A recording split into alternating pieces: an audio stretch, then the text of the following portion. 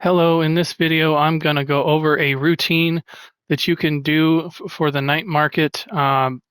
Yet again, another video, I know. But I keep coming up with stuff, so I figured I'd do a video to see if I can help anybody out with this. This is a good routine for if you're just going in to get your Blood in the Sand mission done for killing 75 enemies, or if you're working on the achievements here down in the exploration section with the puzzle lords, the getting the boons in the districts and whatnot. This is a good routine for getting that, but I'm going to show you how to do the races in here. Two of them I'm going to recommend that you do before you go killing any bosses or any dungeons or even in the trial, because the buffs that you can get from them are quite strong and they're easy to get really quickly. So let's get started.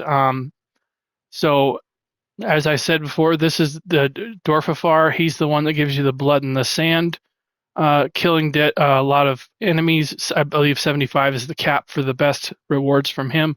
You want to do this guy every day because you get a gold coffer, and then pick up your faction mission from your faction person and make sure that you don't have either a race or a puzzle mission.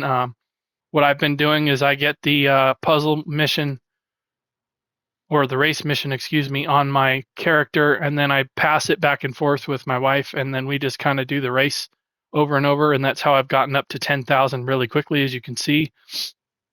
We just share the mission and get it collected that way.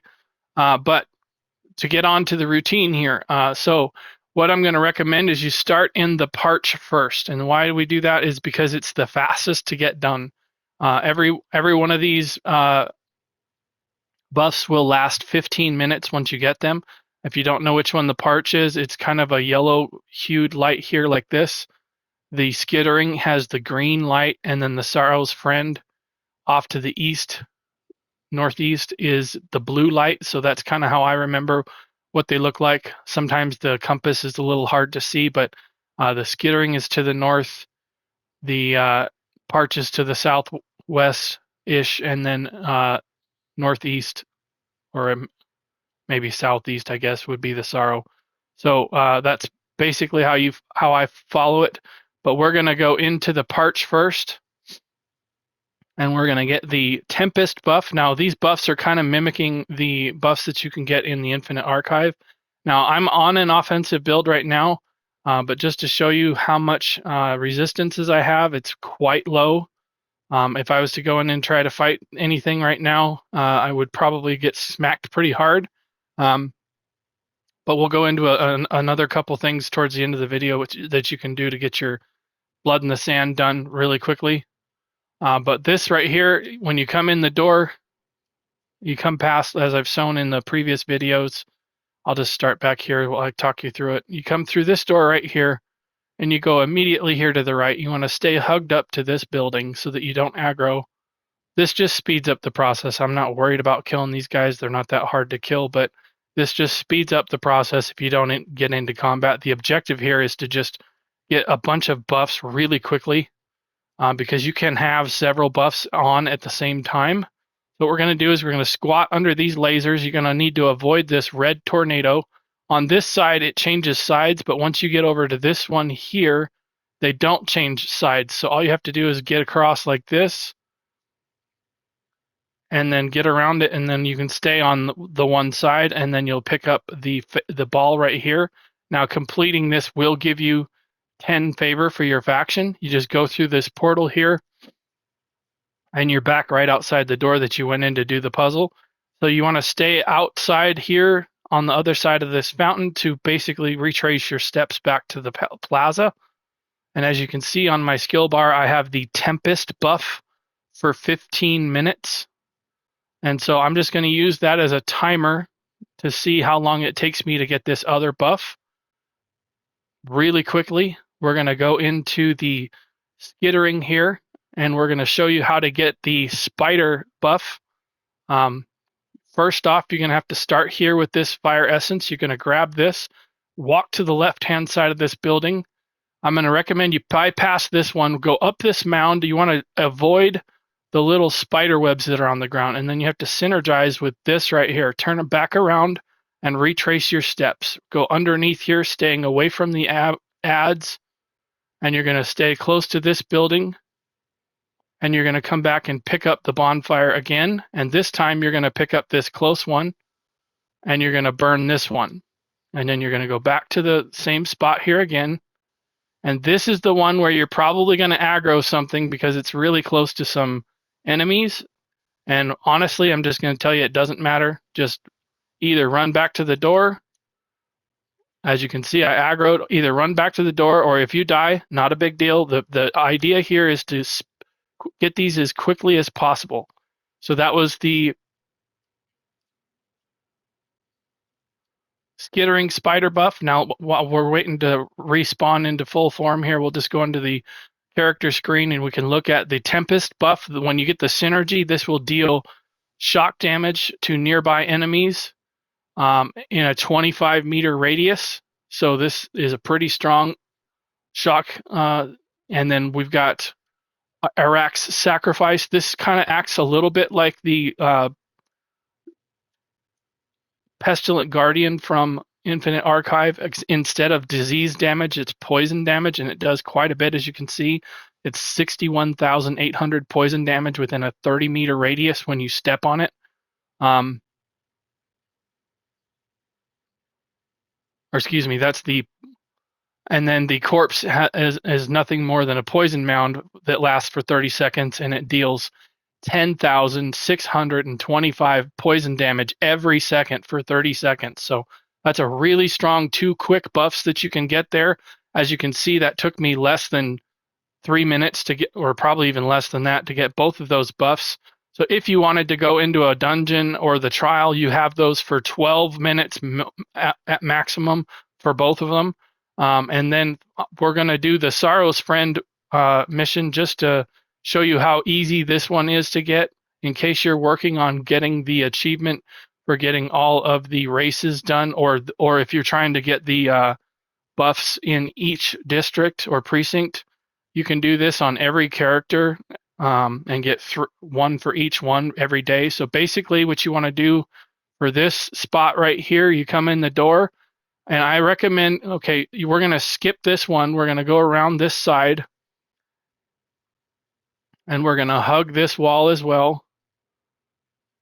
Really, really tightly. Go slow, because if you run around that corner, you will aggro stuff. If you run around that corner, it basically kicks your character out into the beginning of it, and then or out into the middle of the road there. So we're going to grab this and turn around and stay tight to the wall. It's better if you don't run for this, because you'll stay away from the enemies more. You'll stay kind of up and out of their aggro zone. If you go slow, there's no need to run with this. You can absolutely just take your time and go slow around the corner like this. As you can see, I'm not aggroing anything when I'm walking slow like this. Stay close to the wall. Grab the next void, and you're going to go around this way, and we're going to go left first. You see the one on the right over there. We're going to go to this one first, and then we're going to turn 180 degrees around, and we're going to go wide again. Now this spot here is where we're going to end up aggroing, and this is why I do this one last, because this prevents you from having shit chase you the whole way. And as you can see, I got aggroed there, but I can use my Tempest and hit stuff if I want to, but I'm just going to let myself die and get back to the top of here. And as you can see, I've got the Tempest buff now for 15 minutes. Now, I wouldn't recommend having this in a trial because it's kind of a teleport buff, but if you're looking to get all the buffs out of every zone, as I said, that is a really good one to do. One more that I would recommend if you're doing dungeons or trials and you've got people to help you, another really, really powerful buff to get is from the Skittering, and that is basically the blowtorch, the spiders game, and this will give you essentially the flame aura buff from infinite archive. So what you do is you come right in here to the first part of this. Now, I will say this is very difficult to do if you are by yourself. I would recommend having at least one more person. This can get really hectic here because you can either overheat your blowtorches or you can just have them be turned off by having the spiders um, come at you too much before you can actually activate them. Like that right there. You and then it looks easy to start, but it gets more difficult as it goes on. Um,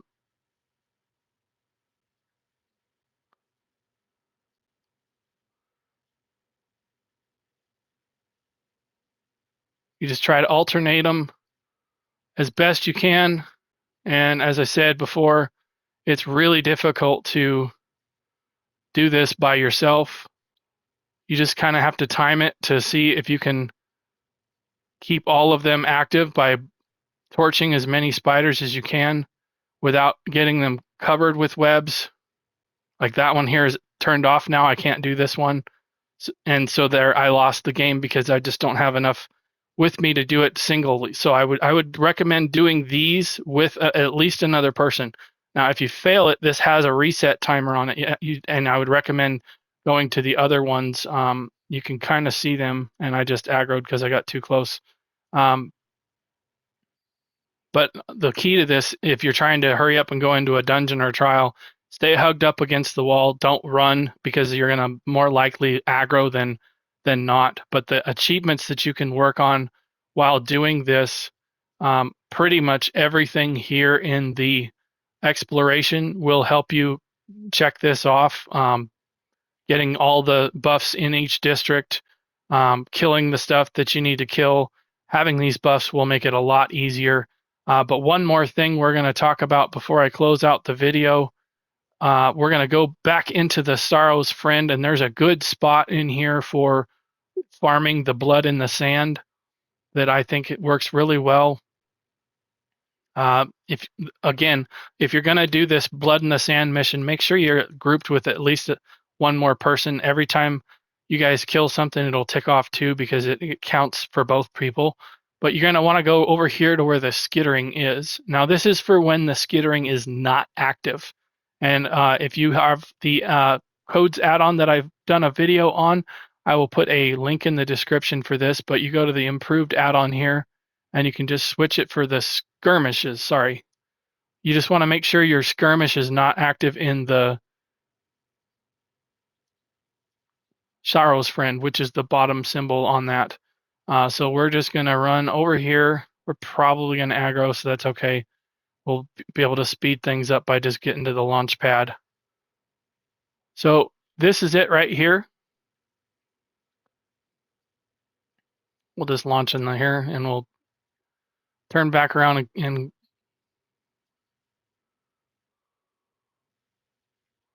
we'll use the ghost form to take advantage of getting over there again. Another trick I've learned is you take advantage of the long spawns. So here we are in the Sorrow's Friend, the skirmish area.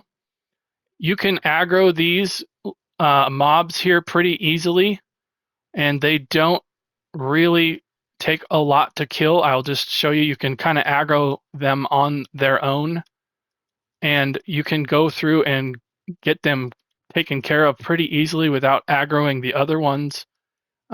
There's a good 5 or 6 in each little horde here. There's no elite ads in these. They're just little small. As you can see, I just went through that pretty easily, and I'm not on a super defensive build here. Just to give you an idea, I'm at 20,000 resistances when I have Major Resolve on, and my life bar is at 18,600, so I'm not on a super tanky build. So basically all you want to do is just stay away from the other mobs like this, and you can get in. Get my Major Resolve back on so that doesn't hurt as much. You can get in a lot of kills here like this by, and as you can see, I've got a Venom to pop here that will also aggro the other 2 mobs now. We'll see how that goes. But as you can see, they come into the poison pool, and they're going to take a lot of damage. Okay, now they've leashed back, so to speak. So that'll give me a little bit of time to reset here and pre-buff. This is another thing I'm going to recommend that you do in here, especially if you're on a beam build or something like that. Always remember, pre-buff before you advance onto a mob. Get your skills up so that you can prepare to fire off the damage, and then you've got all your defense in the process. There's the Tempest buff right there. As you can see, it's zapping them down pretty well. There's a little mob here behind me that I didn't see. But as long as you kind of stay away from the other mobs, you can basically stay in this little room here. There's a lot of these respawn pretty quickly, and you can get your blood in the sand buff very fast in here, especially if you've got multiple people with you. As you can see, the ads have already respawned over there where I killed them on the previous load. So I'll just pop my Tempest on these guys here.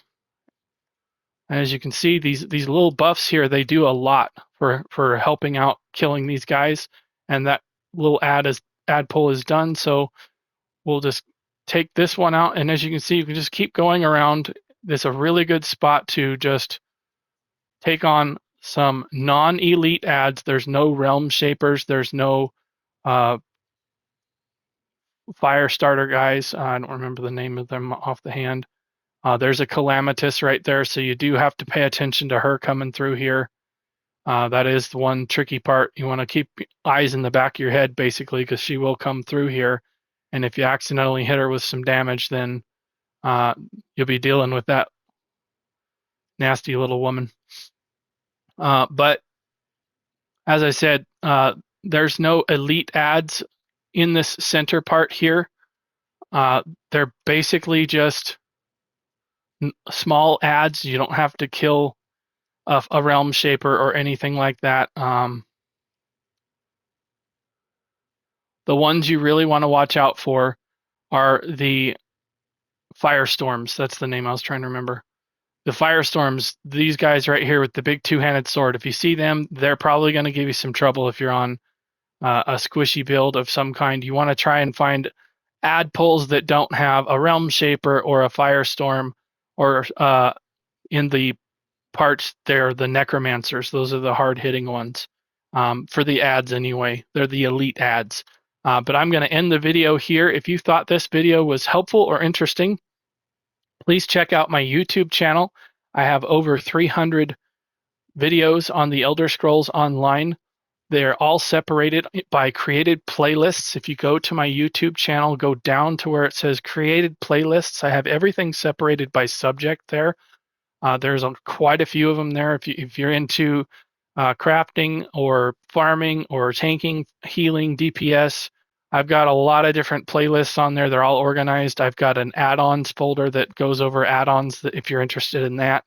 All kinds of things. But I do want to highlight before I close out, I have a folder on there for ESO songs. Think of it as an old school kind of MTV channel exclusively on the Elder Scrolls Online. I write songs and create them with AI programs, and then I create images to go with it and make music videos about the songs, or excuse me, about the game. And for example, tomorrow, as I kind of did a sneak peek in a previous video, I have a song coming out about the Wayrest Sewers story, specifically about the Pelengare twins. The song is called No Second Chances in the Dark. So if you're interested in that, check out my songs playlist. It will be launching tomorrow. That is Friday, May 15th, and that will be at 1 p.m. Eastern. I always release my songs at 1 p.m. Eastern on Friday if you're interested. Sometimes I do special releases like I did yesterday with the faction song for the night market. I did the the Ruckus song, Moon Eye. I am working on a song for the Thousand Eyes and Glittering Goat as well, and I will release those as soon as I finish those up. But I just wanted to promote that real quick, get some eyes on it. Hopefully people give them a chance. They are fun to listen to. They're catchy. They're not just instrumentals or bard songs or whatnot. There are modern rock songs, rap songs. There's a couple country songs in there. Some of them are funny, some of them are not funny. Give them a shot. I think they're a lot of fun to listen to. If you give them a chance, I guarantee if you like this game, you will like something on that playlist. I guarantee it. Thank you very much for watching, and I will see you in another video. Bye.